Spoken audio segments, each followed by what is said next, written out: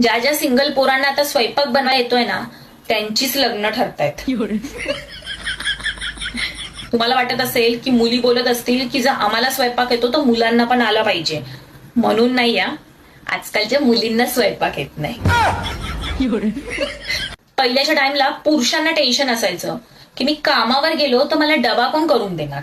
पण आताच्या टाइमला मुलींना टेन्शन आहे, जर मुलाला स्वयंपाक नाही आला तर मी कामावर डबा कसा घेऊन जाणार. त्यामुळे कृपया करून ज्या ज्या मुलांची लग्न होत नाहीये आताच्या टाइम मध्ये, तर युट्यूब वरती जास्तीत जास्त रेसिपी बघा. घर बसल्या बसल्या जेवण कसं बनवायचं ते शिका, लगेच मुलगी मिळेल. काही पोरं आणि पोरी कमेंट बॉक्स मध्ये येऊन बोलतील मला, ए बाई ज्योती असलं काही नाही बाई, आम्हाला करावंच लागतं आणि अजूनही आम्ही आमच्या नवऱ्याला खायला घालतो, तो काही येऊन किचन मध्ये करत नाही. तर त्यांचं नशीब चांगलंय. आता आत्ताच्या पोरांना घरात भांडी, कपडे, स्वयंपाक सगळं आलं पाहिजे. एकदम सुगरण पाहिजे तो पोरगा सगळ्या बाबतीत, तरच बाई लग्न होतंय.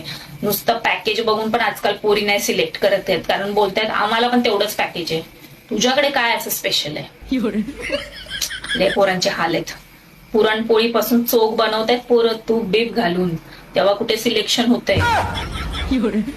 आजकालच्या मुलींना ना मॅगी शिवाय दुसरं काय नाही येत. खरंच.